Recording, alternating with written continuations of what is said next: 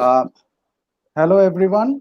Good afternoon. Hello. Welcome to the second and final day of the international webinar on gender issues and women's rights, organized by the Internal Quality Assurance Cells of Acharya Sukumar Sen Mahavidyalaya, Purbo Bardhaman, and Birpara College, Alipurduar. This webinar is being held under the direction of the University Grants Commission.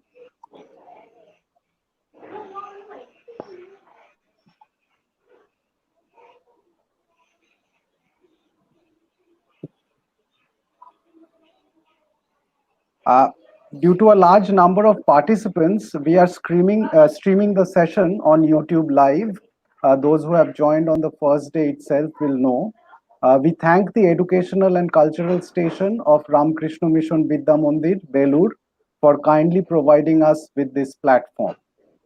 Before moving on to the welcome address, I would like to take the opportunity of informing our participants of another event that we are going to organize on July 26th, 2020.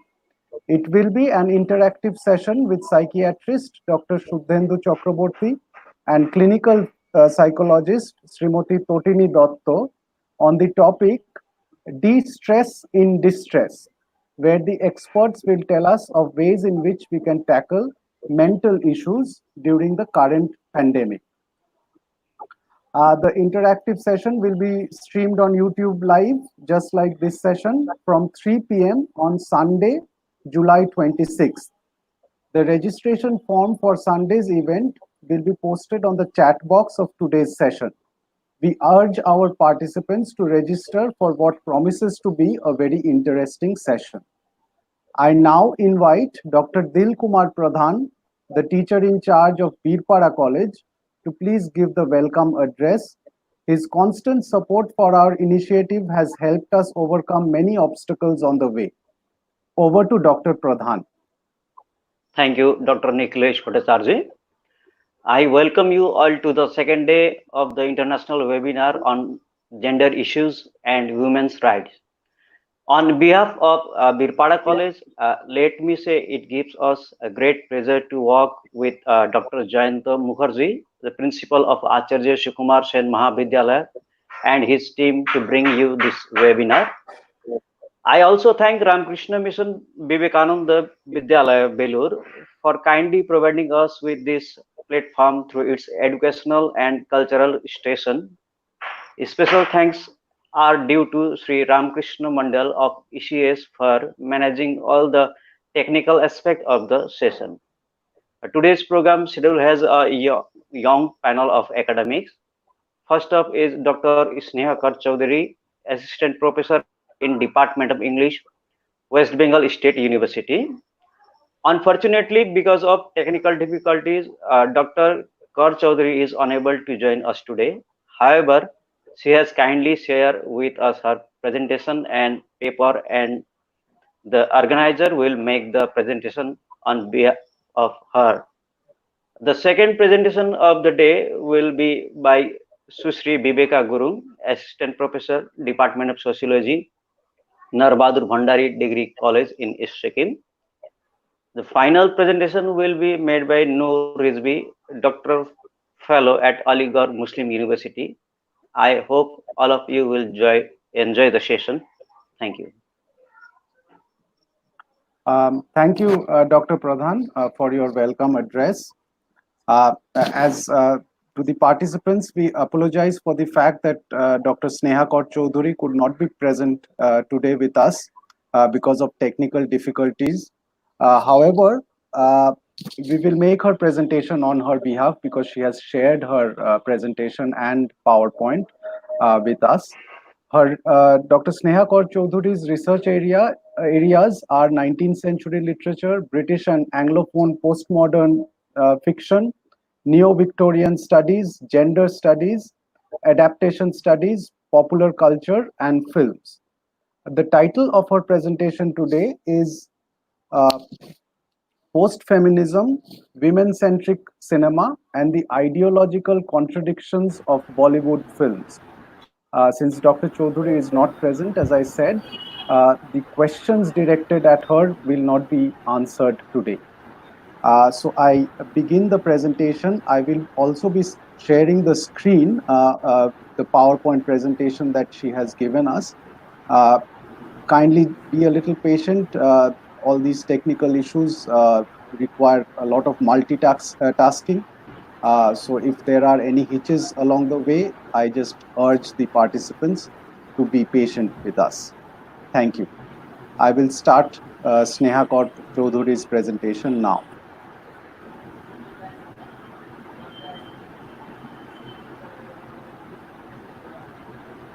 I request Ramkrishna Mondol, who is backstage, to please share my screen.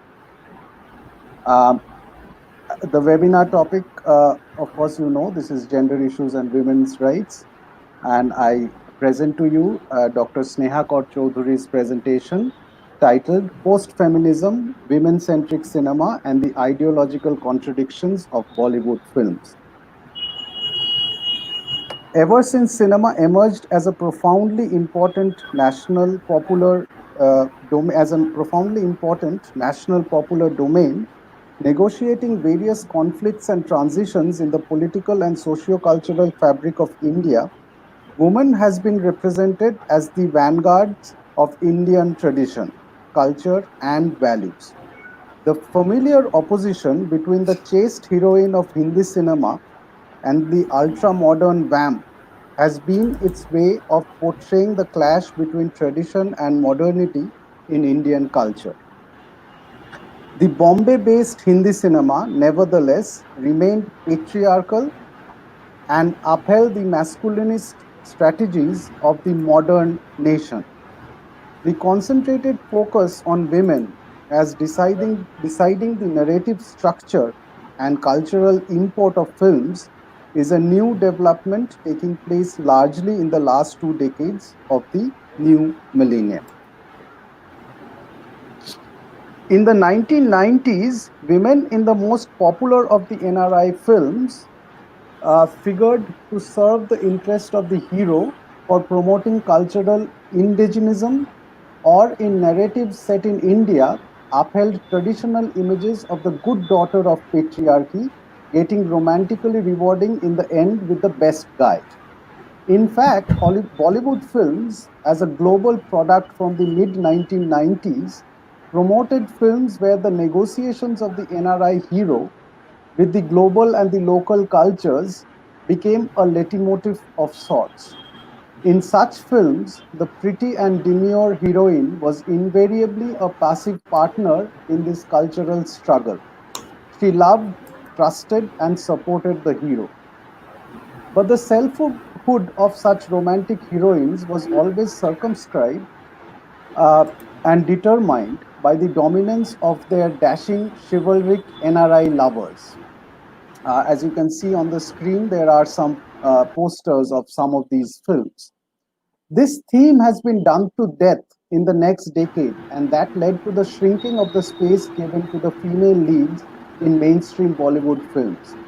Thus, female oriented roles were few and far between, and such author backed roles were meant for fewer actresses who were willing to enact such challenging roles, surrendering their commercial and mainstream images. I go to the next slide. Powerful women-centric films like Mrityu Dand in 1997, Dushman 1998, Astitwa 2000, Fiza 2000, Lajja 2001, Zubeda also in 2001, Chandni Bar 2001, and a few others were shouldered by the talented brigade of Rekha, Madhuri Dixit. I'll just pause the presentation for 2 seconds. Kindly be with us.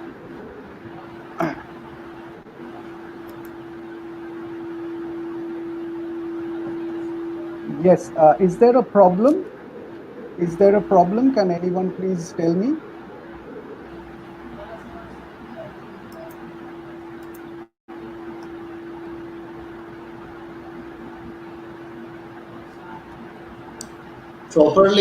properly screen টা share হয়নি নিখিলেশ দা স্ক্রিনটা share হয়নি, আচ্ছা ঠিক আছে। স্ক্রিনটা share হয়নি properly.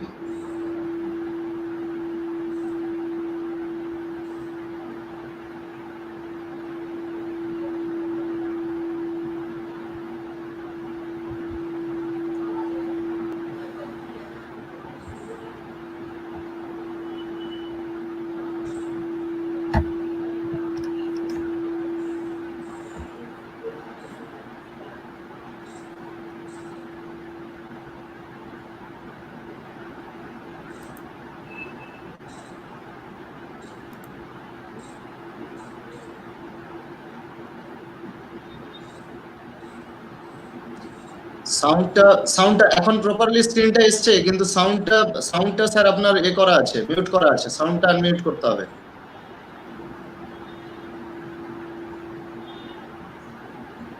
Sorry, ওকে নাও ওকে, এবার ঠিক আছে, এবার yes, ঠিক আছে, এবার all ফুল right. স্লাইড শো করতে হবে।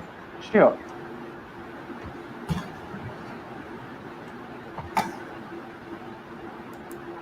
Apologies to the participants again. Just a few technical issues. We are trying to firefight as we go along. I'll start from before where I started. Where I finished. This is the third slide where the paper says powerful women-centric films like Mrityudand, Dushman, Astitwa, Fiza, Lajja, Zubeda, Chandni Bar, and a few others were shouldered by the talented brigade of Rekha, Madhuri Dixit, Monisha Koirala, Karishma Kapoor, Kajol, and Tabu. But these films were still considered niche and less popular. Leading directors and producers were not willing to invest their creative energy and money on such less commercially viable ventures. Yet these spates of films at the turn of the millennium significantly underscored the potential of Bollywood's female leads that still needed more encouragement and support. Gradually, some filmmakers like Madhur Bhandarkar, Prakash Jha, among others, and many emerging female actors in the industry like Priyanka Chopra, Vidya Balan, whose photograph is on screen, and Kangana Ranaut, whose picture is also there, to name a few, wanted more meaty and meaningful roles in mainstream films that focused on women's issues and highlighted their socio-cultural struggles. I go to the next slide. The predominance of action films and romantic comedies performed by the three Khans, i.e., Amir, Salman, and Shah Rukh, did not allow the female actors to come to the forefront in their films. But the emergence of talented female actors like Balan and Ranaut have broken their male-centric tradition, and their initial films like Parinita 2005 and Fashion 2008, respectively, received both commercial and critical acclaim. Even Rani Mukherjee and Preeti Zinta captivated the audiences with their History Mein Daag and Heaven on Earth, proving that they were more than just arm candy to the three Khans. This acceptance of female-centric cinema by the audience and the confident talent of some lead female actors encouraged many new and established heroines to accept pivotal roles from directors and producers willing to project women-centric cinema. In the last decade, this female-centric trend has become a regular affair with actors, producers, and directors contributing to such films on a regular basis and usually getting rich dividends from them. Thus, the cultural import of Bollywood films in the last 2 decades has notably changed with its preponderance of women as lead characters in a traditionally masculinist industry. The emergence of post-feminism as a fundamental yet highly contested notion in the lexicon of feminist media and cultural studies has brought about decisive changes in the praxis of filmmaking. Post-feminism has no fixed meaning. It is a contradictory, pluralistic discourse that is mainly located in the academic context of television and cultural studies, in the media context of popular culture, and within consumer culture. Since post feminism is about feminism today, it needs to be situated in the contemporary context of neoliberal, late capitalist society characterized by consumer culture, individualism, postmodernism, and a decreased interest in institutional politics and activism. Post feminism is a new form of empowerment and independence. Individual choice, sexual pleasure, consumer culture, fashion, hybridism, humor, and the renewed focus on the female body can be One second, considered fundamental. one second, Yes, sorry. sir, one second. হ্যাঁ, actually স্লাইডটা move করছে না, আপনি ওই slide শোটা on ইয়ে করেননি, click করেননি। আচ্ছা, রাইট। ওকে ওকে, আমি আরেকবার শুরু করছি। হ্যাঁ হ্যাঁ হ্যাঁ right. Is this visible now, Ramkrishna? হ্যাঁ হ্যাঁ হ্যাঁ হ্যাঁ হ্যাঁ, Thank you so দেখা much. যাচ্ছে, Thank you. দেখা যাচ্ছে, হ্যাঁ। না আমি It আমি is a বলছি new. ওয়ান সেকেন্ড স্যার, আপনি যদি Yes. স্লাইড শো মোডে দেন তাহলে ভালো হয়, তাহলে আচ্ছা। ফুল স্ক্রিন হয়। আচ্ছা, আমি কিন্তু এখন স্লাইড শোই সেট আপ করেছি। না স্লাইড আহ, নিচের দিকে একদম নিচের দিকে দেখুন একটা ইয়ে আছে স্লাইড শো বলে, আহ, যেখানে আপনার আচ্ছা ভলিউমটা রয়েছে তার পাশে আরো আচ্ছা, রাইট রাইট। একদম এইটা একদম কি? ক্লিক করুন। হ্যাঁ, এটা কি ঠিক হয়েছে এখন? না ক্লিক করুন, ক্লিক হয়নি। আচ্ছা, না চলে গেল কার্সারটা পাশে, হ্যাঁ ইয়েস ক্লিক করুন। এইটা তো স্লাইড শো। হ্যাঁ, এবার আমি করেছি কিন্তু। করেছেন কিন্তু কোনো কারণে হচ্ছে না। আচ্ছা, কিছুই কি দেখা যাচ্ছে না দেখা যাচ্ছে না? না দেখা যাচ্ছে, স্লাইড দেখা যাচ্ছে কিন্তু ফুল স্ক্রিন হচ্ছে না। আচ্ছা, ঠিক আছে, আশা করছি আমার ঠিক আছে, স্ক্রিনে আর সেরকম কিছু নেই, আমরা এটা না। দিয়েই কাজ চালাচ্ছি। হ্যাঁ এইভাবেই তাহলে নেক্সট করতে হবে আর কি। আপনার 7th ঠিক আছে। স্লাইডটা দেখা যাচ্ছে এখন। Alright, okay. Okay sir. It is a new critical understanding of the changed relations between feminism, popular culture, and femininity, as it involves a reconceptualizing of women's identity by renouncing essentialism and deconstructing authoritarian paradigms or fixed categories of gender and heteronormativity. Media discourses play a crucial role in the representation, evolution, and development of this new feminism. Bollywood's current focus on female empowerment is neither accidental nor purely entertainment oriented. It is consciously rooted at the confluence of the political, the civil, and the economic. We would situate just a minute, sorry.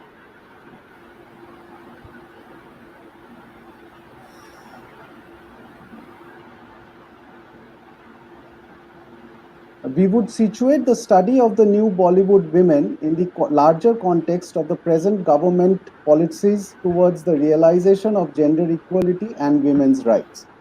Bollywood, as the most influential culture industry of India, incorporates the current shifts in a global neoliberal India towards greater gender awareness. This shift is clearly indicated in the post-feminist redelineation of women's subjectivity in Bollywood films. In the past few years, while post-feminism celebrates women's body and personal rights as essential components of female subjectivity, the National Policy for Women focuses on trafficking, violence against women and Nari Adalats, surrogacy rights, vulnerabilities of single women, and advocates respect towards women's rights and body, irrespective of caste and creed. The inclusion of female porn stars in mainstream Bollywood films is a move to recognize sex workers as professionals through popular culture. With instances of liberated womanhood, Bollywood has shown its commitment to uphold the image of a progressive, liberal, globalized India committed to preserving the rights of all its citizens, irrespective of caste, creed, religion, and gender identity. However, the other side of this commitment is to critique the lapses in its social, political, judicial, and economic systems and bring to the fore the dichotomy between theory and praxis. Bollywood might not be empowered to frame policies or laws, yet, keeping in view the growing power of news and cultural media over the state, the films in question certainly call for greater state interventions and measures to promote gender equality and resist gender injustices. While it is not possible to discuss these women centric films in detail in this presentation, but at least some major films which have gained maximum critical and commercial success in drawing attention to the ambiguities of women's issues in today's Indian context can be briefly mentioned. I go to slide number 9. Such films like Queen 2015 and Piku also 2015 show that women can be single, independent, and happy at the same time. Uh, in films like Der Ishqiya, Parched, Lipstick Under My Burqa, and Ek Ladki Ko Dekha To Aisa Laga, the directors have tried to highlight the recalcitrant sexual orientation of women and how patriarchy tries to suppress them. In these films, the main contention is also to show the ways in which these narratives establish the sexual rights and autonomy of its female characters despite domestic violence, societal odds, and resistance. Moreover, women's biopics like The Dirty Picture, Mary Kom, Dangal, Razi, Manikarnika, and Mission Mangal, among others, have foregrounded the real life professional and related private struggles of women. Some of these women are also marginal in terms of their class, caste, and provincial positions. And to promote their success stories is also to strike the hornet's nest of traditional hierarchies in Indian society. Um, in Sridevi's comeback vehicle, English Winglish, the female director Gauri Shinde has given us the powerful treatment of the domestic woman question by interweaving the issues of language, diaspora, and female subjectivity, and has shown us how significant languages can be a means of a rise of a post liberal and globalized female individuality.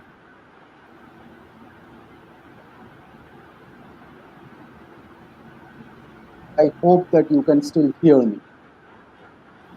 Films like Kahani, both 1 and 2, and Mardani 1 and 2, Jai Gangajal, Bobby Jasus, Revolver Rani, and Chapak, among others, engage with women's courageous involvement in appropriating the male dominated world of crime.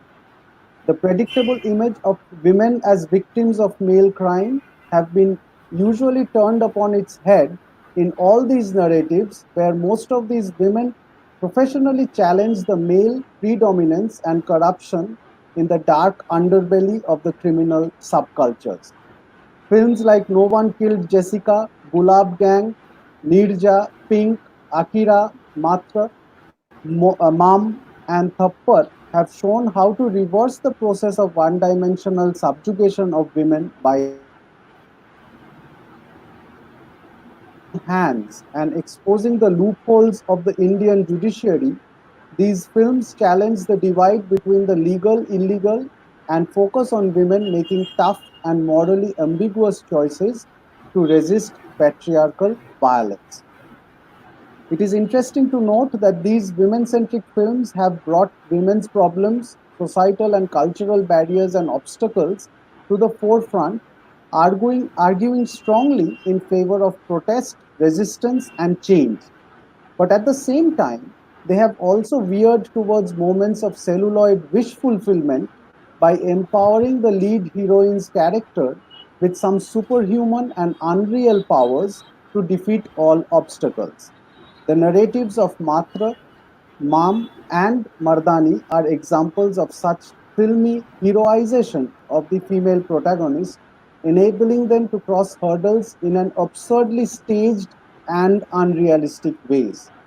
Besides, in films like English Winglish, Tanu Weds Manu 2, and Piku, we find certain patriarchal ways of assessing faith in heterosexual marriages, bourgeois domesticity, and normative romantic love are used very deftly to lead the emancipated female protagonist from liberty, singlehood, and rebellion towards conformity and complicity.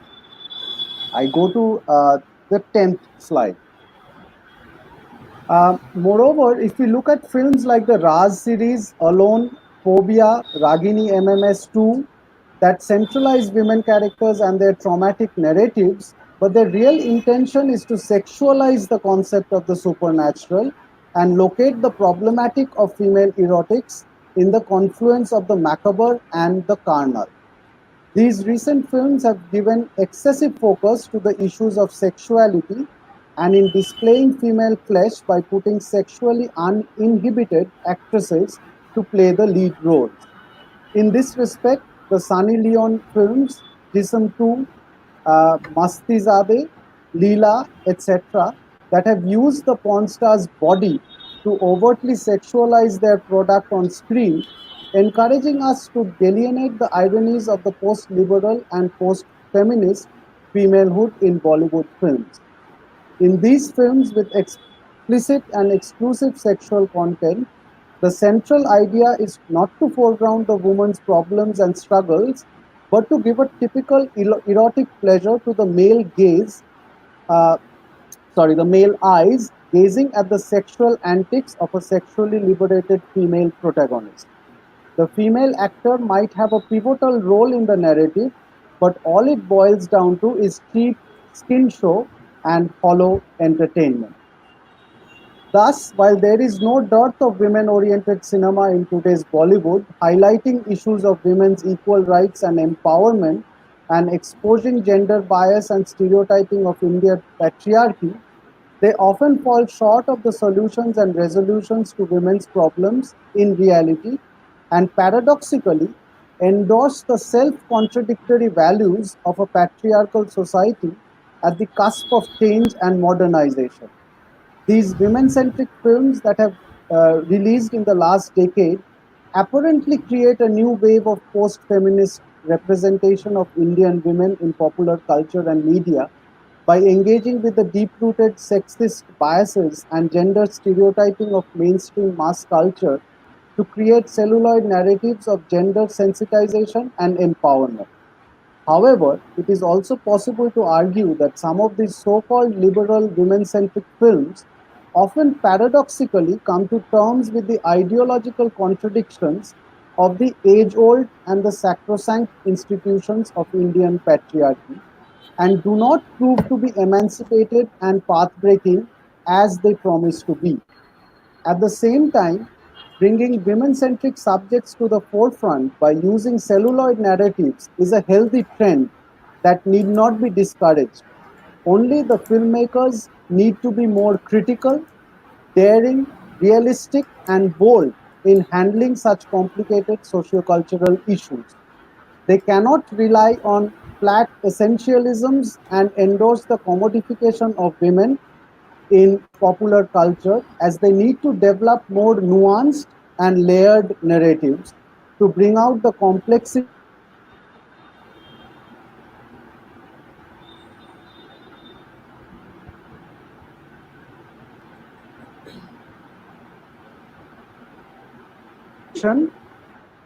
you have Sneha Kaur Chaudhury's email address on the screen, and we will share the address later as well, so that the participants who may want to get in touch with her later can do so.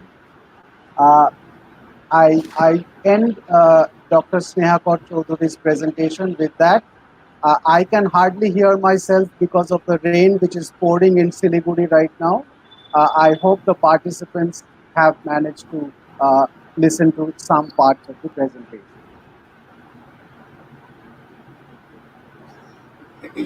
As we said, we will not have the question and answer session for Dr. Sneha Kaur Chaudhury's presentation because she is not here to answer your questions. Can I ask Ramkrishna, is Viveka is around? Viveka, can you hear me? Yes, I can hear you. Nicholas, hi. All right. I'll just introduce you and then we can go into your presentation. If you just allow me to introduce you. Our second speaker today is Viveka Gurung, Assistant Professor of Sociology at Nor Bahadur Bhandari Degree College in Gangtok, East Sikkim. Her research areas include labor migration, gender, and urban spaces. Today, Viveka will deliver a presentation on the topic Queer and Introduction. Over to Viveka.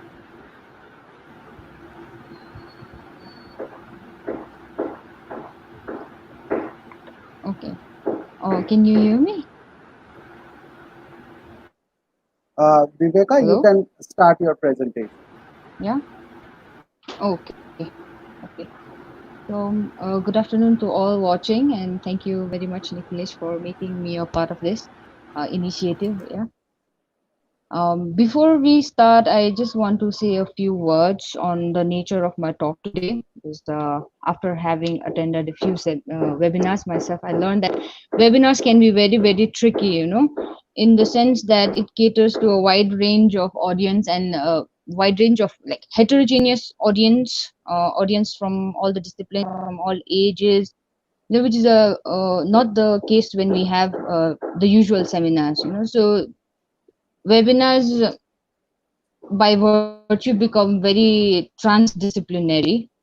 So when this happens, when things are very transdisciplinary, it is particularly challenging, good also in a way, because many people are listening and then we get to hear many perspectives. But it becomes challenging when we discuss issues like gender, especially queer, because it requires a set of vocabulary and pre-understood theoretical orientations in order to digest its critical matter. So therefore, for the time we have at hand, I will be introducing the topic queer in the mildest manner possible. It is important to discuss queer in the arena of gender issues because it presents itself as a so very, for years and years we have discussed like genders, the categorization is problematic, but we have not yet come to a conclusion. So what can we do, what can we do about it, not just functionally but very, very much critically.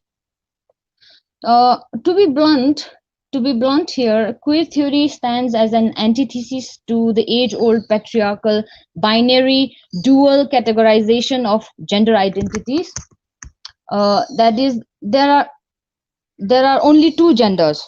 And the binary setup of binary categorization of gender is such that it allows us to understand only two categories of gender. That is, one is male and other is female, and these categories are quite fixed. So if you are born with a male reproductive organ, you are identified as male, and so you'll be treated like one.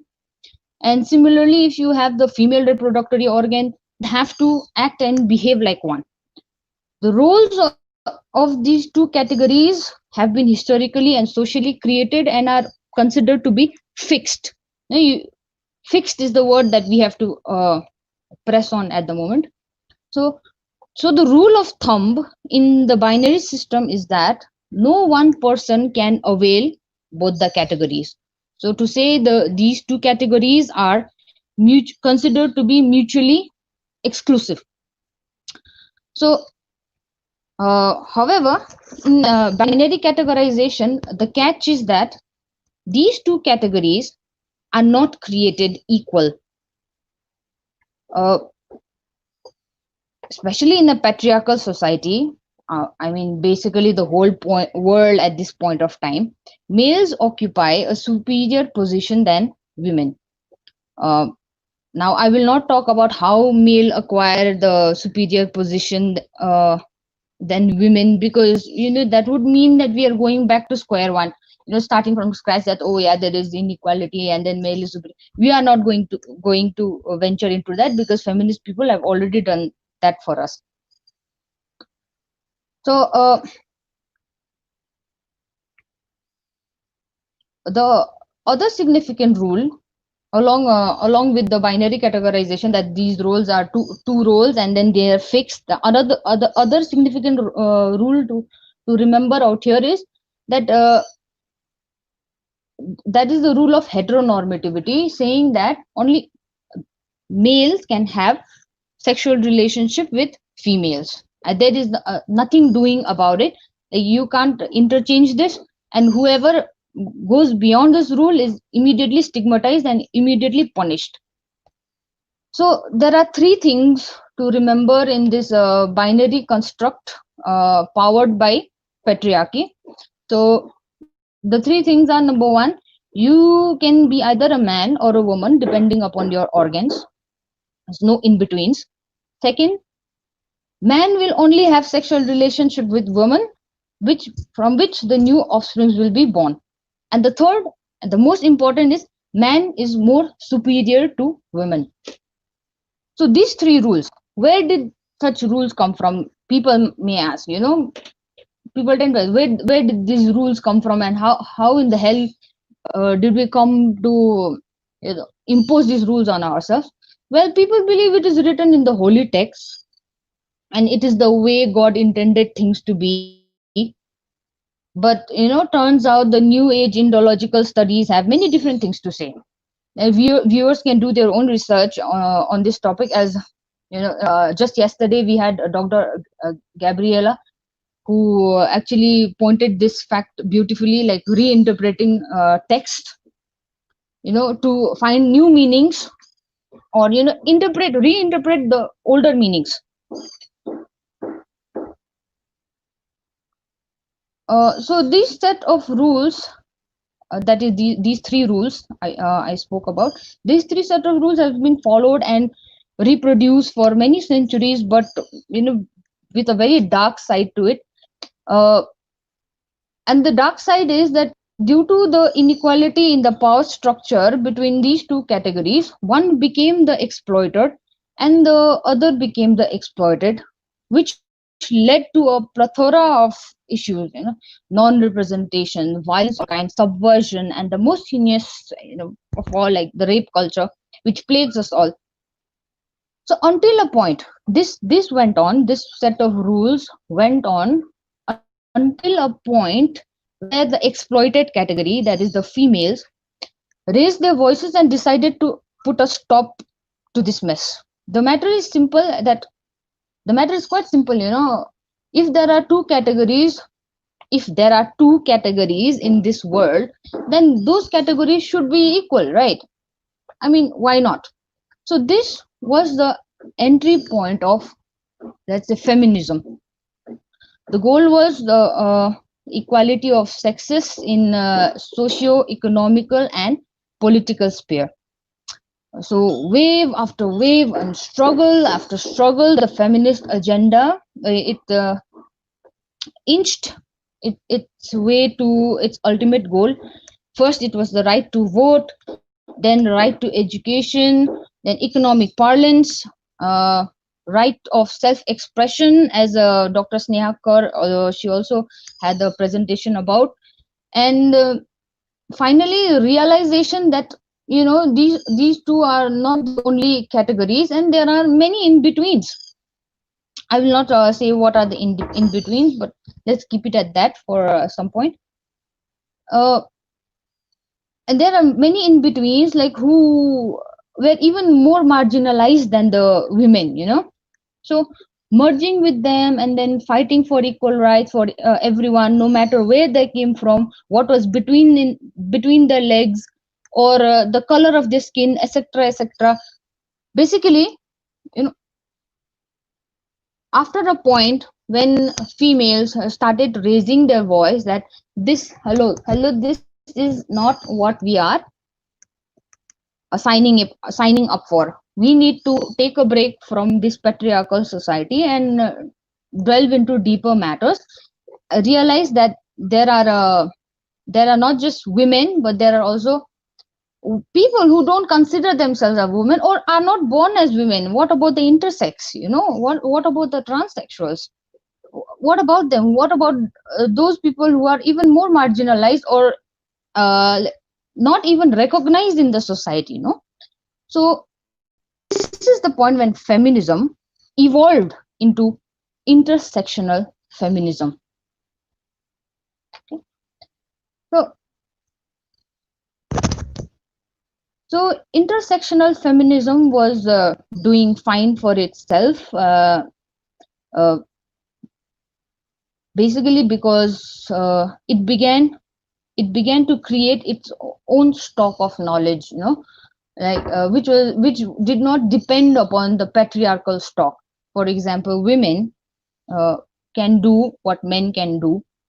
Women need not be what men want them to be as a male gaze, what Dr. Snehakar was also talking about, like we need not look a certain way. We might or we don't need to perform a particular set of role of cooking or nurturing or all that. We can be whatever we want to be, so and do what we can. Hello, can you hear me? We can hear you, Viveka. We can hear you. Okay.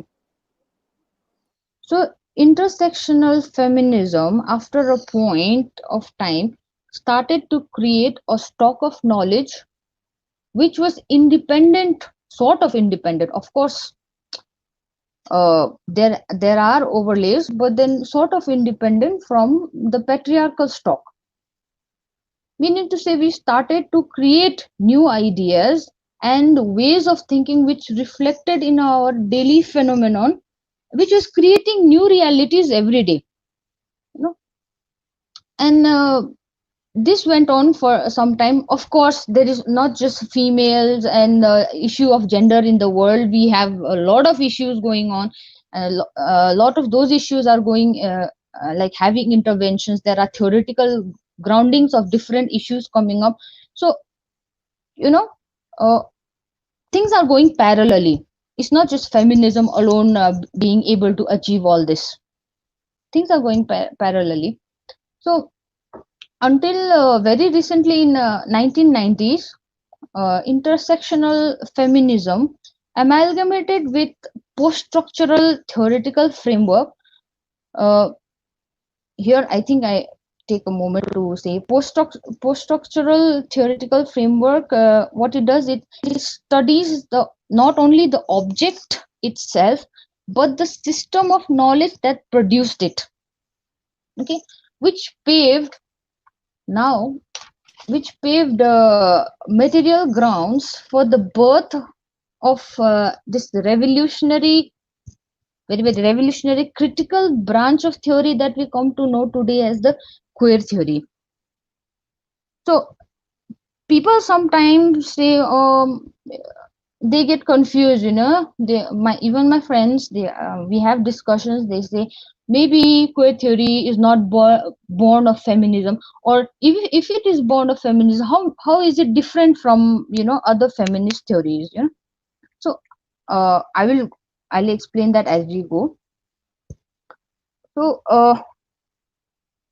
queer theory essentially, in a way, it does what Copernicus and later Galileo and the heliocentric gang did for science. They questioned the existing body of knowledge, critically analyzed it, found inconsistencies, and then they debunked it. People were happy before Galileo and Copernicus that, Earth is stationary. Earth is stationary, and we are the center of the universe. The sun revolves around us more than 200 years, and the other side of the coin was that whoever holds the power status in Earth, which is the center of the universe, becomes the supreme authority and is the master of the universe. But when Galileo and his gang came in and said, like, it's actually the other way around, dude, it's not like that. So it totally changed the scientific scenario and even the human course of human civilization. So in a way, queer theory does what Galileo and the gang did for science. Queer theory arrives at a point and asks, you know, if it's not just how do I put this?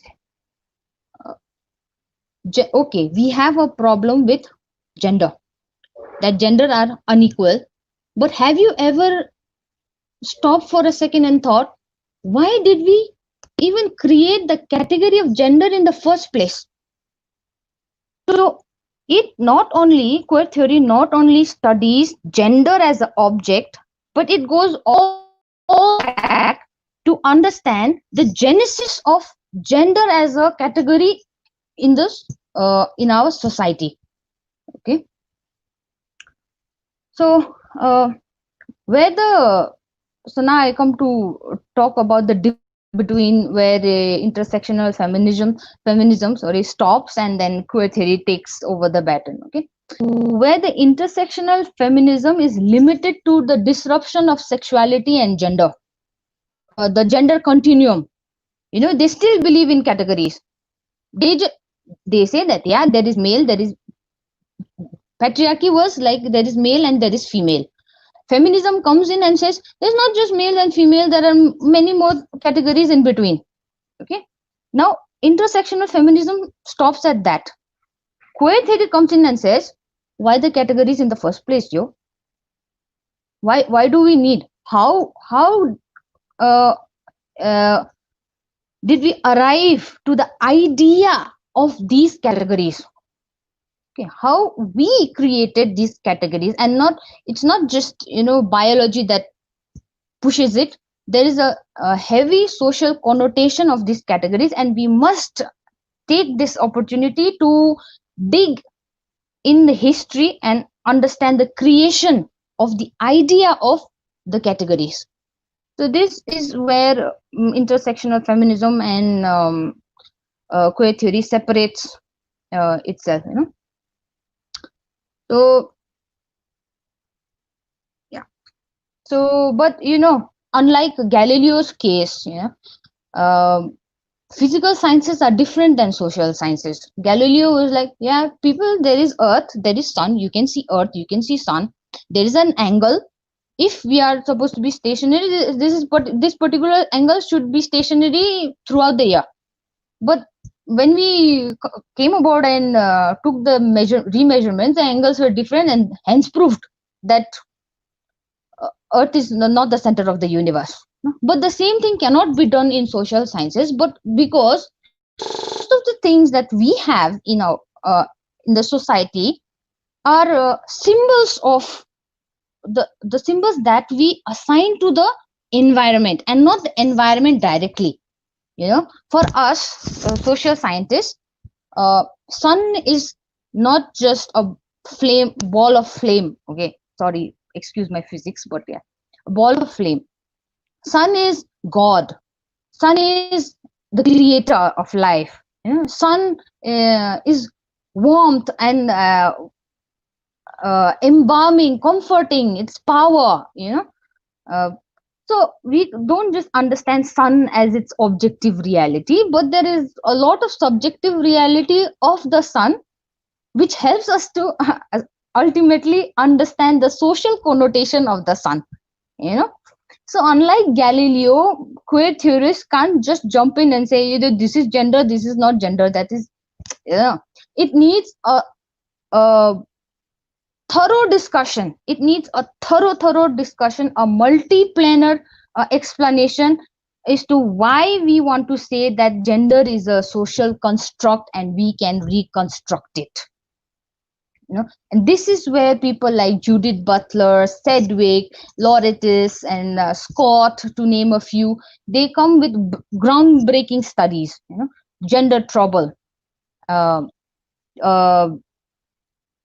Right now my mind is not processing, but then audience can look up literature regarding queer theory. Okay, so in my opinion, the three fundamental theoretical pillars which queer theory builds itself are deconstructionism, phenomenology, dispersion of power.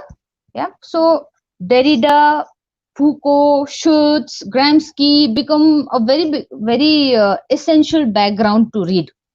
Like without understanding, these fundamental pillars, people might have a tough time digesting what queer theory has to offer. You know. So there are two types of people. Okay, there are two types of people. One who believe that society is like a tree, it grows and it has its own course and all that. And then there are two other type of people who think society is a horse. You know, you need to tug and pull, and then and the one who's sitting on the horse directs the course of the society, which is sorry, the horse.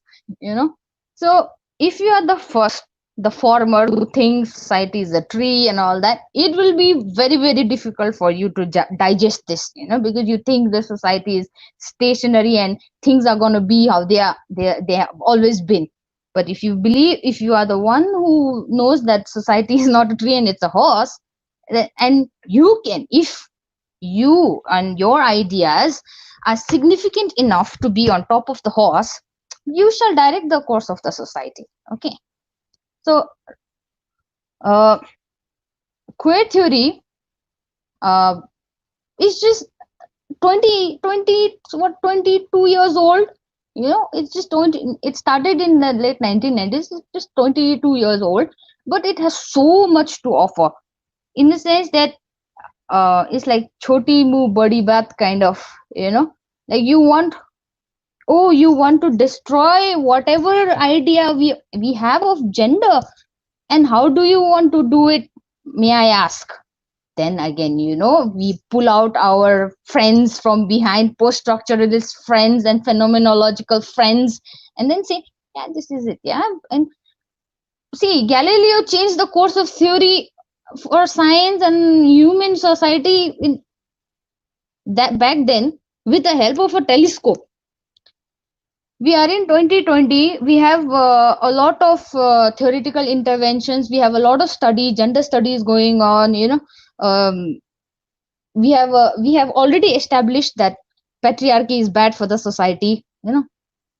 So we can take it off from there. We can take it. It is possible. It is possible. So if we can put our academic gaze aside, the queer logic is the acknowledgement of the existence of the other, regardless of their identities. Precisely because identities are created and are. Now, how identities are created and fluid, I cannot explain to you in this 20 minutes. You have to read up on Butler, Sedgwick, Simone de Beauvoir, phenomenology, and all that. Okay. So, yeah, where was I? Precisely because identities are created and fluid. So this logic is liberating because it allows people to exist in any form of permutation and combination of categories. So you can be a black male, cisgender male, bisexual, allowed. You can be non-binary, lesbian, transvestite, allowed.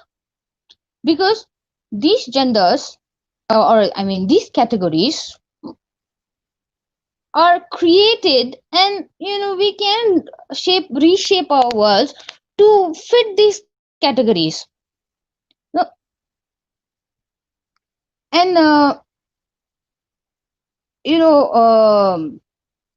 so again, this idea of whole queer theory is liberating because, one, it allows you to exist in any form you want, unless of course you are harming someone. Yes, it allows you to exist in any form without any stigmatization.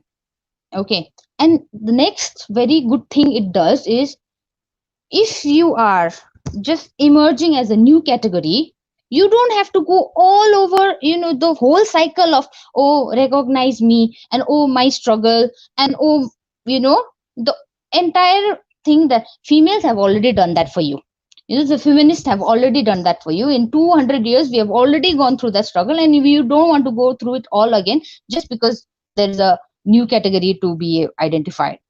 So if you just take the word and understand that these categories are fluid and we can do without it, it makes life easy for many people who think society is a horse, but not for people who think society is a tree. Okay, so that is why most of the people who are from the LGBTQ plus community, QIA plus, you don't have to go like LGBTQIA plus, umbrella term queer, it facilitates your existence, because to be added into that LGBTQIA plus, you would again have to stand up for your rights, again have to say that I exist, go through all that burden again. Umbrella term queer helps many of us. So to conclude, I don't want to be very academic and all that, because academia is nothing if it is not in praxis, and you don't put it, you don't utilize it in your own life. I can be talking about queer theory, and then I myself might be like, I have to go because I have to cook dinner and all that. No, because I'm a girl. Jokes aside. Anyway, so every time I hear, very, very casually, okay, I say this very, very casually, every time I have heard the problems like, let's say, if not gender, environmental problems, okay, oh, there is so many plastic straws in the ocean, what do we do about it? Then people say, you have to change your mindset. Then, oh, there is so much of commercialization and then commodification, people are into capitalism too much, and what do we do? And I've always heard it again, oh, you have to change. The answer is always the same, oh, you have to change the mindset. So queer theory actually has put its foot forward and is going towards changing the mindset. And where, meaning, go back all the way, take gender as a historic point of historical analysis, and then start a very, very first day when the whole idea of male as a category was created, or female as a category was created, and how these categorization led to power inequalities. How these categories feed the power structure. And queer theory comes in, and we can dismantle this power structure if we dismantle the categories. And I think that is that.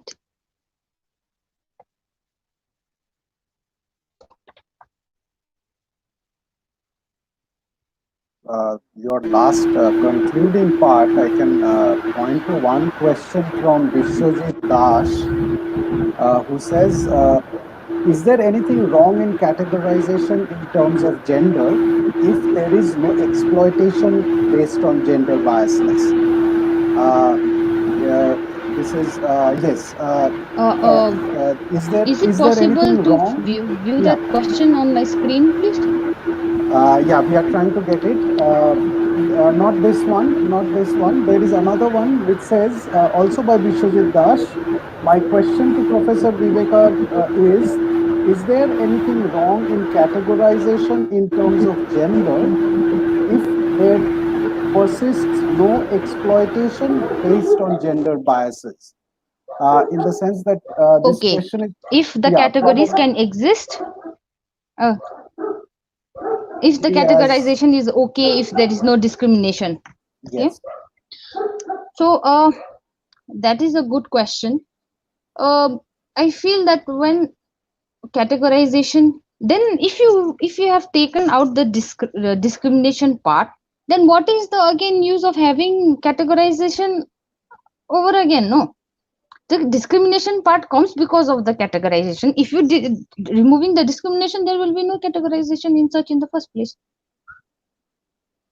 Okay, okay. That is queer theory again. Right.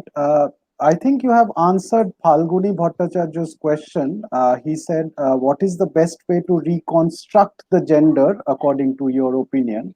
But because you're saying that you are not into constructions, you're not trying to have these gender constructs at all.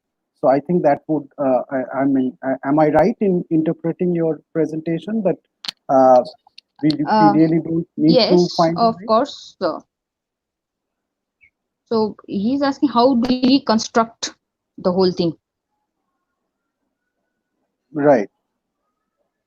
Can you see the question? We don't reconstruct the whole thing. Actually, we deconstruct it.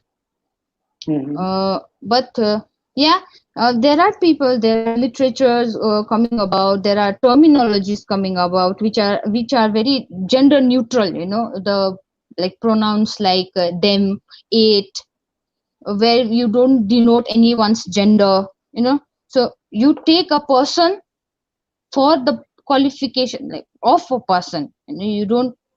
So people are trying to deconstruct, and there is a whole new pedagogy coming about for gender neutral to promote gender neutrality. Let's say, you know, how can we understand things devoid of gender?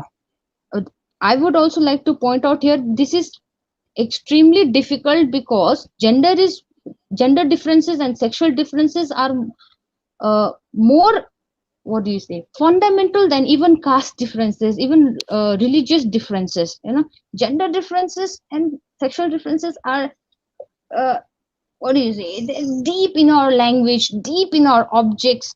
Like in Hindi there is like darwaja khula tha, and darwaja it becomes male, and then khidki khuli hai, and khidki becomes female, you know. So it will obviously take a lot of uh, effort from the literature party also here to come up with a language which accommodates everybody without using the categories. All right. And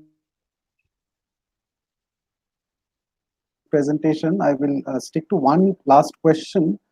This is again from Joyashree Mukherjee. Again, she's sticking to gender the binary, and she's saying, what is patriarchal about the gender binary? Does the matrilineal communities do not believe in the binary categorization of gender?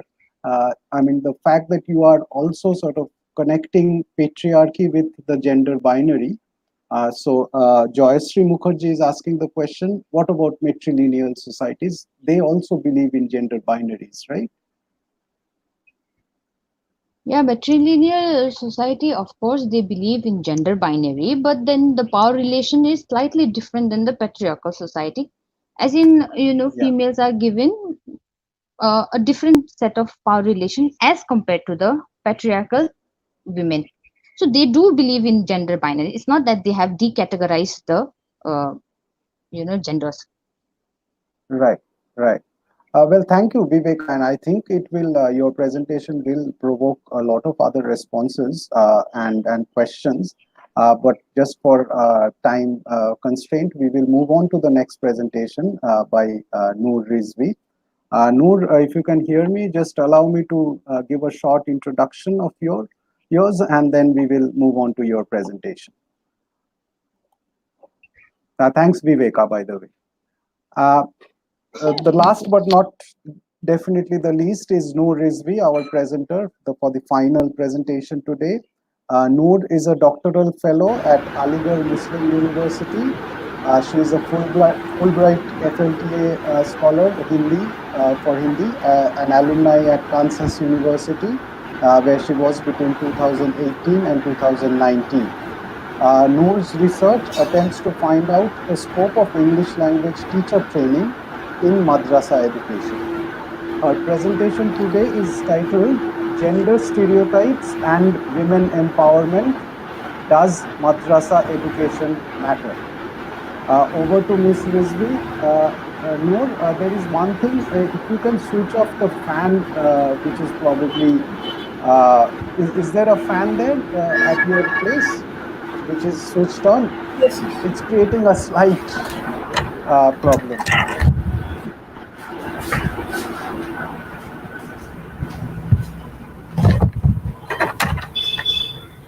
Sorry, Noor, we are really putting you in the hot seat, but thanks a lot. Now the voice is, the sound is much better. Thank you, Noor.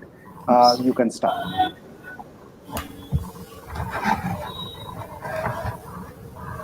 So thank you, Niklesh. Am I audible? Okay. So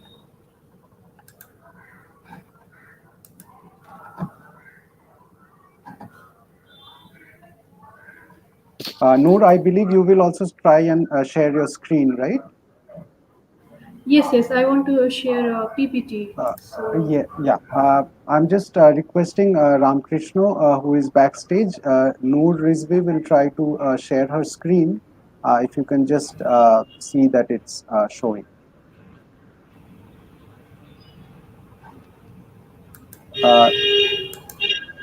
Okay, fine.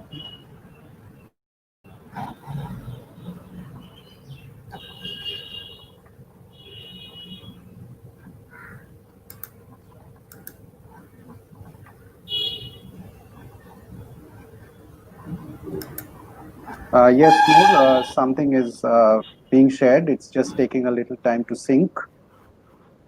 Okay, fine. Yeah.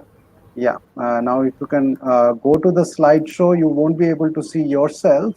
We will be able to see you. Okay. Yeah, I hope you will have this. You will not have the same problems that I had. Thank you so much, Niklesh. And good afternoon, everyone. Good evening. And I really like to congratulate all the speaker. They talk on the various topics, and unfortunately, due to some reason, I just attended the session. So today I'm going to present on gender stereotypes and women empowerment. Does madrasa education matter? So first, I would like to explain two key terms, defining the two key terms. First is madrasa education. I'm sure most of the people are familiar with madrasa education, but madrasa education is an Arabic word for a school. It is not used for literal Arabic meaning, but as a system of education with core emphasis on Arabic literacy, Islamic values, and Islamic religion. And my second key term is gender stereotype. A gender stereotypes generalize about the gender attributes, differences, and the role of individual or groups. So the introduction of we can take a World Bank development report shows that in many developing countries, government are increasingly collaborating with non-state providers to expand educational opportunities to girls from marginalized communities. For instance, the madrasa education system in Indonesia, Nigeria, Bangladesh serve as low-cost platform to achieve universal education and the target of gender equality in schooling. This strategy has been supported by international development agencies. School education is expected to provide gender equitable outcomes. Greater educational provision can reduce violence within marriage, increase participation in paid work, and help break down restrictive social norms and gender perceptions, such as entry of women into male occupations, such as politics. Female schooling is also widely believed to delay marriage and improve women's status within the household, thereby creating a virtuous circle between education and gender equality. Evidence and Noor, just interrupting you once. Can you just try and make the presentation full screen, as in as a slideshow? yes, is it not visible? No, at the moment it's not. What you need to do is maybe go back to the screen share option. I think that will be the problem. Go back to the screen share option on StreamYard and ask for the presentation to be shared. Is that it, এক second Ramkrishna? না এক second sir just full screen করতে হবে স্ক্রিনটা just ইয়ে হয়ে আছে না, নূর বলছেন যে উনি করেছেন ফুল স্ক্রিন, কিন্তু আমরা বোধহয় ওনার ইয়েটা দেখতে পাচ্ছি। Just try the full screen there. Yes yes Is it yeah, is it visible? yeah, now it's perfect. Okay. Now it's perfect. Okay. Thank you Noor, thank you Ramkrishna. You're welcome. You're welcome. So I would like to continue. There's evidence and some research which suggests that secular school paradoxically can reproduce exclusive gender norms and prepare girls for traditional social roles. This is partially because school textbooks around the developing world portray women in traditional occupational roles and encourage stereotypes regarding the division of labor within a marriage. Equally, madrasa education is widely held to reinforce traditional values in girls in ways that they may have substantial returns in the marriage market by helping them become a better wife. Quote unquote, Renaud 2005. There is evidence to indicate significant conservatism amongst female madrasa graduates in relation to women's role, supporting a traditional patriarchal social structure where boys are preferred and supported both for higher education and employment, while girls play a homemaking role. As low-cost schools such as madrasas are increasingly relied upon to promote universal schooling, the full implications of their impact on values and attitude need to be better understood. And in India particularly, as I said, this is the report from World Development Report 2011 and UNDP report shows this. But in India, there are important differences within the Islamic faith education sector that create variation in the degree to which Islamic schools are regulated. Madrasas without state recognition are free to teach their own curricula that can vary according to their funding and support base. These madrasas limit interaction between student and teachers of opposite sex, and the curriculum may not explicitly knowledgeable women's role in the politics and the economy. So the role of women in politics and economy is completely missing in the curriculum. Also, a significant number of madrasa graduates take up jobs in mosques and madrasas across the country and make up for the large communities of imams and maulvis.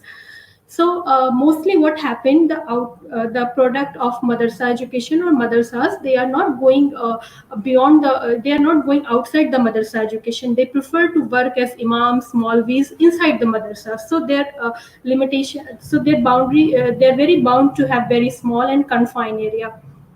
Therefore, what happens inside the madrasa is important not just for the economy, but also in terms of implication for the persistence of the patriarchal norms and attitude in the society. By contrast, like we have two types of madrasa education in India. One is government-based madrasa education. One is non-government-based madrasa education. So what happened by the contrast in the government-based madrasas or government-aided madrasas, curricula of recognized madrasas are reviewed by government authorities and mandated to include mathematics, science education, as well as reproductive health education. Thus, there exist three different school types with important differences in the material taught as well as in the value imparted. School may also vary in the quality of education imparted, with the recognized madrasas having the most variability in funding level and quality. So the main idea behind is that in India we have the madrasa education is very common term we use, but there's various thoughts behind it. There's various school and section behind it, madrasa education, like government aided madrasas, non-government aided madrasas, and their curriculum and their syllabus are quite different in nature. So there's a small share video. I don't know it's going to play or not, but I would like to play this.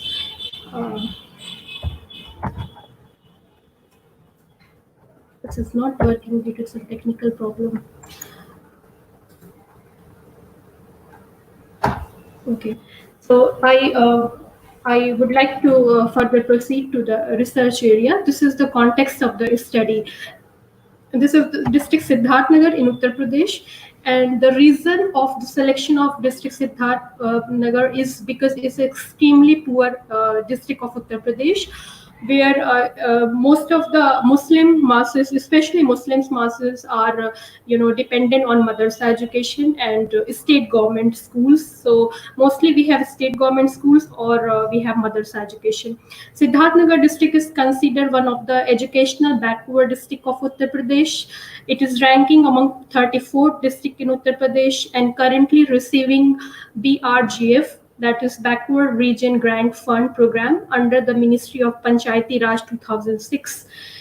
Its population growth is 25.17% in 2001 to 11, and the sex ratio is 970 females for every 1,000 males, and the literacy rate of Siddharthnagar is 67.81%. So database and methodology of the research is that the research study has been conducted in 5 blocks of district Siddharthnagar, included Naugarh, Shaharatgarh, Basi, Itwa and Dumariaganj. The madrasas selected for the study are government and non-government both madrasas, and mostly the government aided madrasas are affiliated to Uttar Pradesh Madhyamik Shiksha Board, that is called UP Board. So the present study is entirely based on primary data collected through extensive and intensive level of fieldwork at a different ground. And we use 2 tools while collecting the data. The first one is teacher questionnaire. So we try to, take the interviews of, teacher student, and the focus group discussion. And the subject is that respondent are 1 to 20 madrasa students, and including all 50 teachers also.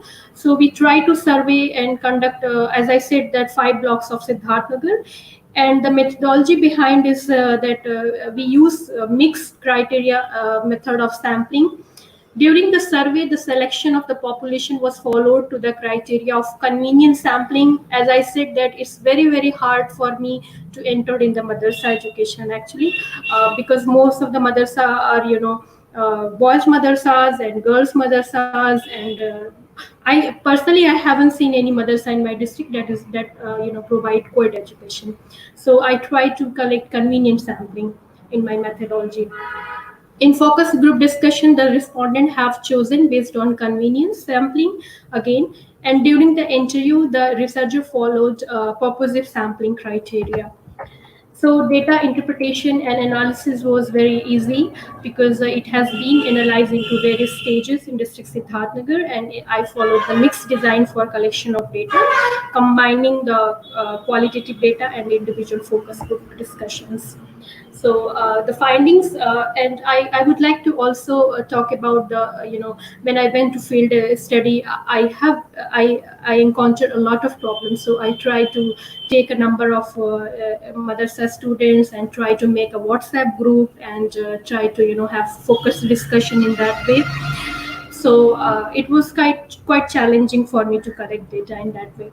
So finding of the study is, these are the findings which I have taken interviews and, have a focus group discussion with the students and with the teachers.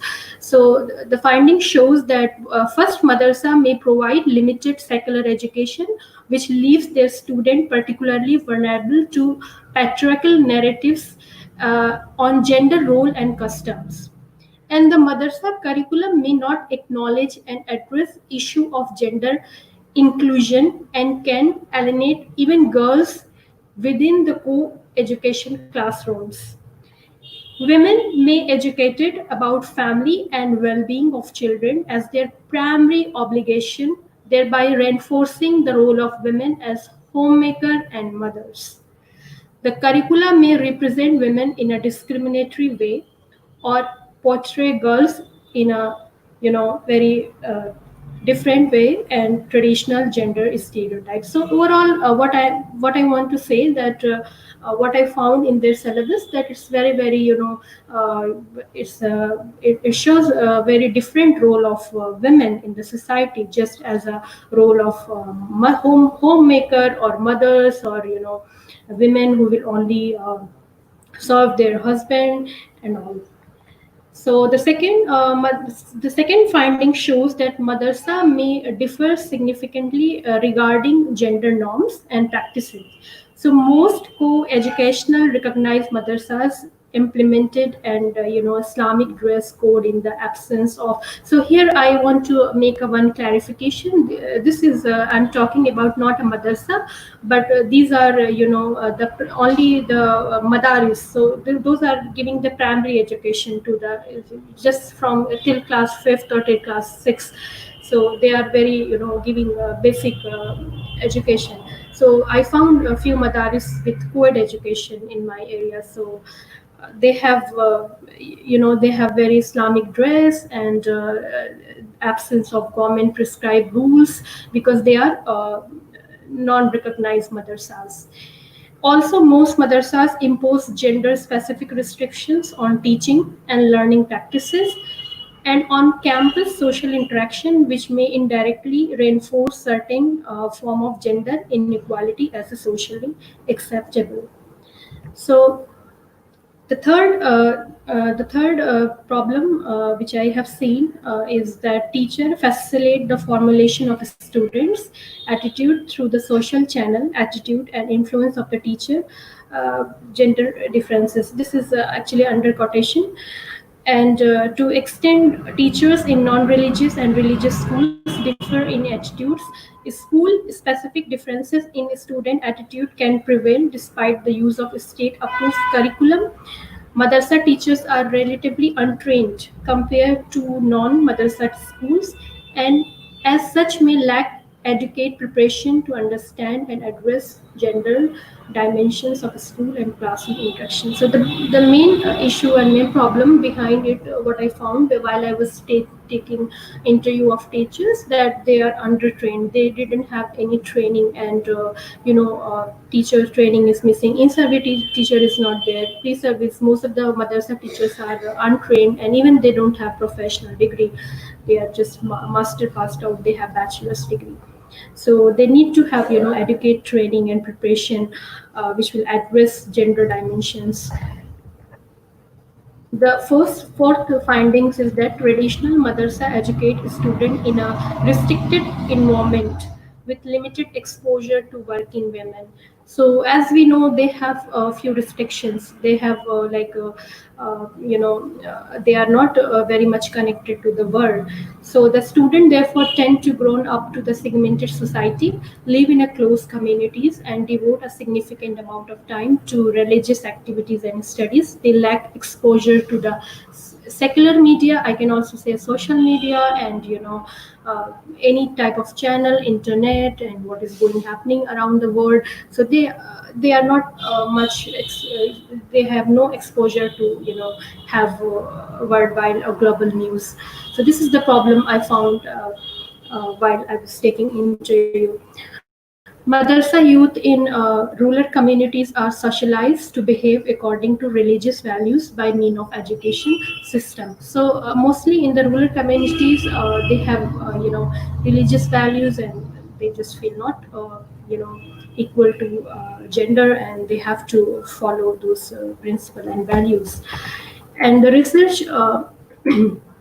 The researcher examined data on teachers and female graduates to explore variation in attitudes across secondary school and state-recognized madrasa, that is again the UP board madrasas, towards working mothers, higher education for girls, and political regimes. They found that madrasa graduates were less in favor of higher education for girls, and working mothers consider housewife best for the raising children and indicate a preference for large families.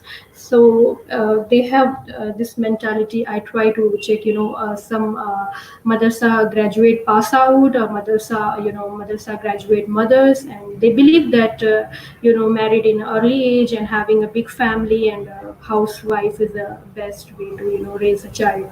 However, they neither look at unrecognized madrasas nor address the issue of gender gap in their attitudes. Therefore, we revisited the issue using a more comprehensive data set that allows comparison of student attitudes by gender and school types, and test some of the pathways underlying the madrasa effect on the gender issues.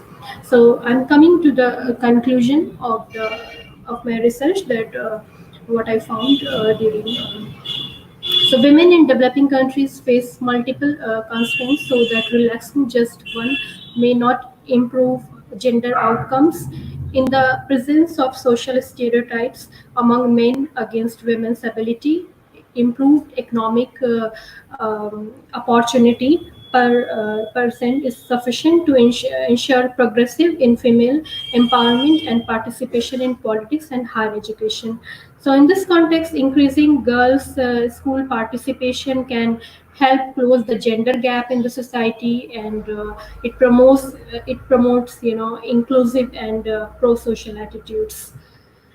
Our research also highlight the limited transformational capacity of schooling when girls are educated in madrasas. So the evidence presented suggests that madrasa schools may be imposing their own conservative social norms on students, and they may be catering to the preferences of some conservative household, and promoting values and that are very much found in rural settings and rural areas.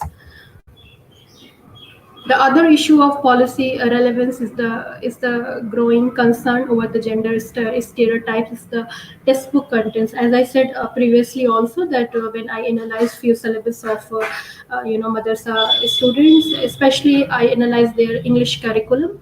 So what I found is that the persistence of traditional gender stereotypes among the school-going children in our study can, partially arise because textbook disseminate gender bias through stereotypes depiction of men and women within the school curriculum, or we can say in madrasa curriculum. So this is in turn reinforces traditional gender stereotype among students. Therefore, critical reflection is required in this whole issue, and gender contents of teaching and learning material used in textbook as well as. So we need to first revise the syllabus, because this is what syllabus shows, that women should be only become a good mother, good wife, but she cannot be perform like a good leader or a good businesswoman. So we need to focus on first the curriculum and syllabus of the madrasa, and greater presence of female teachers, better teacher training. And the second problem which most of the teachers encountered, that they didn't have any teacher training. In Siddharth Nagar Madrasa, mostly teacher only get training from diet, and diet are actually, it's not very madrasa specific orientation training for teachers. It's overall training for teachers, and they have complained that they did not have any training curriculum or training teacher training program.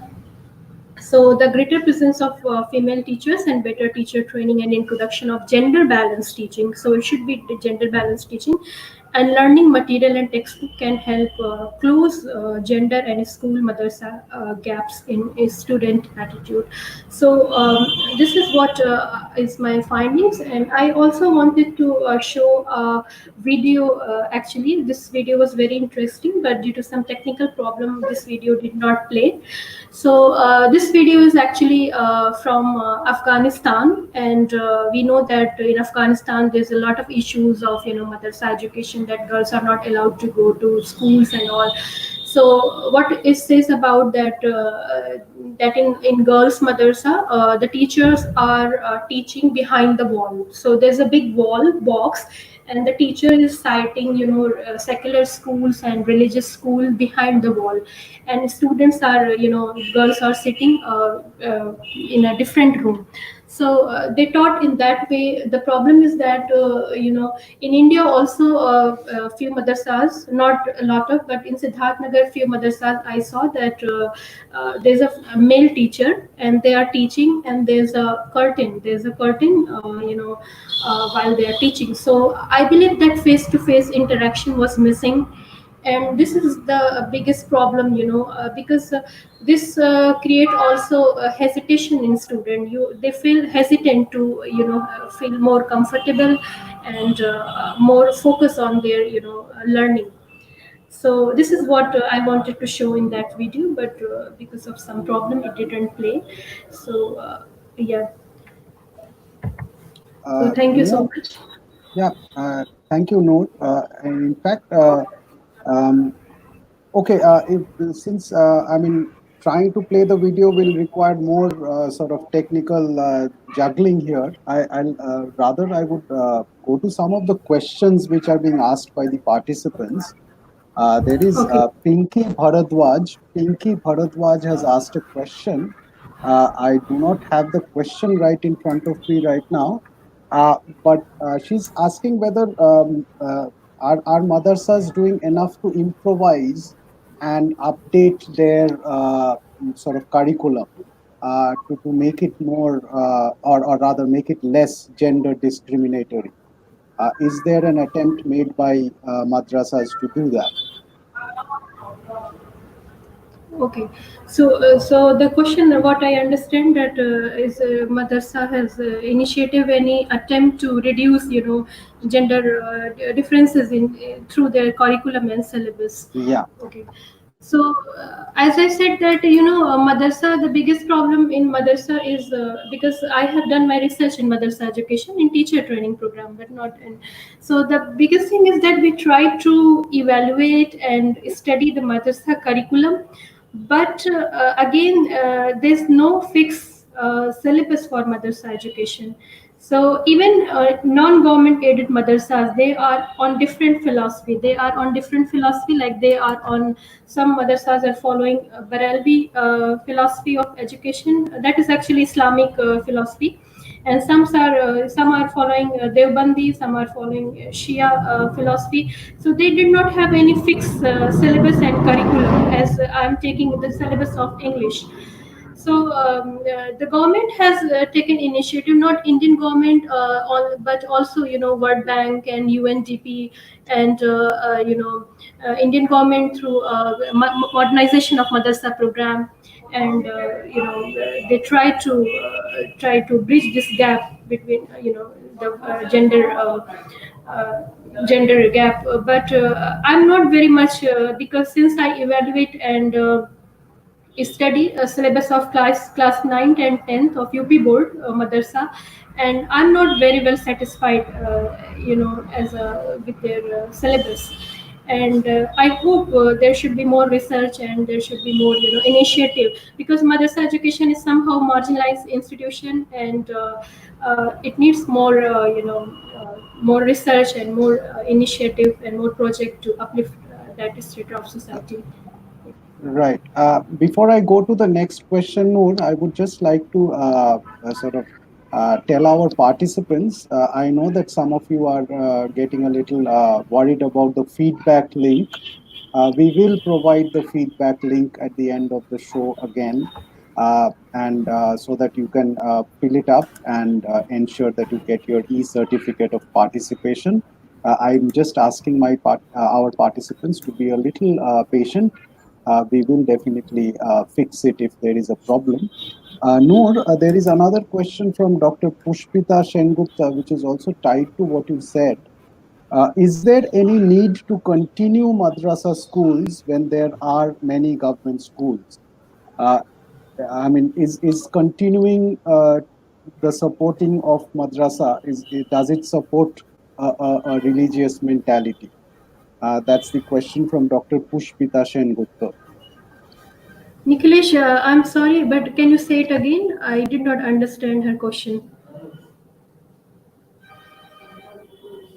Is there any need to continue madrasa schools when there are so many government schools? Do you think the madrasa education system supports a religious mentality? Actually, that's a very good question, and I think it's very hot topic of debate, on various channels. I think why not? Because we need an education system that will support, that will fit to a degree of religious education. But religious education does not mean that you will leave the secular education. You will not. You cannot isolate anyone from the world. Like only you can give a talim of Quran and Hadith, but that person is complete. Alien. He does not know about technology. He does not know about what is going on and various issues. So I think the madrasa should be modernized. I think it should be modernized according to the latest curriculum. Followed by state government, followed by other government. Like every government has different syllabus system. Like West Bengal has different, and UP board has different. But there should be a degree to fit between religious education and the secular education. So I believe there is obviously, because we are not familiar with this thing, but Sachar committee report and Justice Verma committee report shows that madrasas are educating large section of the society, and especially it's educating the Muslim community of the society, which is one of the most backward section in our country. Even the condition of Muslim section is worse than ST, SC, OBC. So I think madrasas are really playing very important role, but it should be it should be modernized, and it should be updated time to time. Another thing, Noor, you said that how the madrasa system also plays an important role in universal schooling. It sort of helps in bringing some of the people who wouldn't have got into schools otherwise. And there is a question from Prahlad Kumar. This is a question from Sili Gupta, who says, what measures or steps should be taken to enroll more girls in schools, as most Muslim girls are deprived of education? And do you think that the madrasa education system fills this gap in some way? Okay, right. Yeah. Again, I'm quoting, Sachar committee report that shows that Muslim women are, I don't remember the exact number, but one of the least enrolled women, in higher education, especially. And I think definitely it's a need of art to do something, to do some initiative. And the thing is that I'm not very much satisfied with the idea or philosophy behind the madrasa education, because somehow it has some rigid philosophy, and they are not ready to have changes. Change is everywhere. Even in NCERT syllabus, in state government, we do changes. National curriculum framework changed their syllabus. We leave, like in English language teaching. Suppose I'm giving an example, small example. Like we have syllabus. We study English as a grammar translation method, but now we focus on communicative language teaching. So we change. It changed from teacher oriented to learner center, more learner center. So I think somehow few leaders also try to implement new curriculum, new training, because her question is let me back to this point, that teacher trainings are very important, because a student go to madrasa education and teachers are not trained. They are teaching the same thing, they are teaching the same syllabus in the way they learn things. So I think teacher training is very important. And now everything is digitalized. In COVID time, it's very easy for teachers, even madrasa education, to just download an app and they will learn so many things from American embassies and British Council. I'm talking about in English context, but I think there's a lot of possibilities are also in different discipline. So this government is definitely doing, but also we need to also do some initiative. And the biggest problem is, even I'm giving again an example, like a guy who is graduated, or is a girl who is graduated from madrasa, from Barelvi madrasa. It's a different school of thought. And if she is applying in Shia madrasa for a job, they will not accept, they will not approve their degree. So within a madrasa they have a lot of conflicts. So first of all, there's a problem that they will solve within a madrasa, and then there's a comparison between state government schools and private schools and madrasa school. And definitely, I personally do believe that madrasa can do a lot of changes, but first it need to be changed. All right. Yeah. Thank you. Thank you, Noor. Thank you. Well, we've come to the end of our, almost towards the end of our webinar. I would just ask Ramkrishna, who is backstage, is Dr. Jayanto Mukherjee on the platform? Is supposed to give the vote of thanks at the end of the session. Ramakrishna Jayanta বাবু কি আছেন?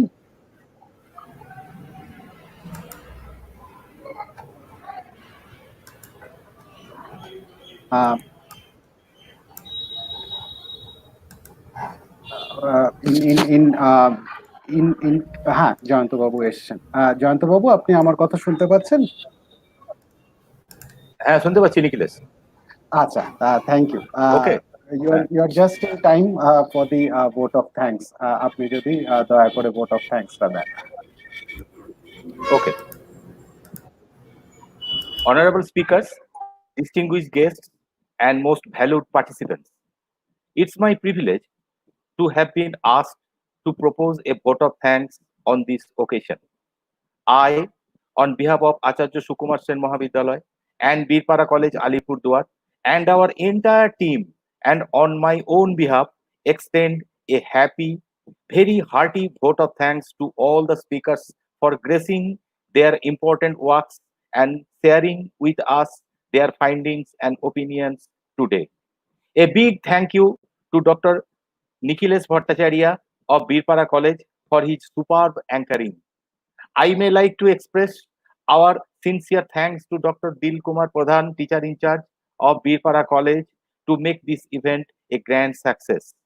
Finally, I would like to take this opportunity to place on record our hearty thanks to Belur Ramakrishna Vidya Mandir Educational and Cultural Session for providing us technical support.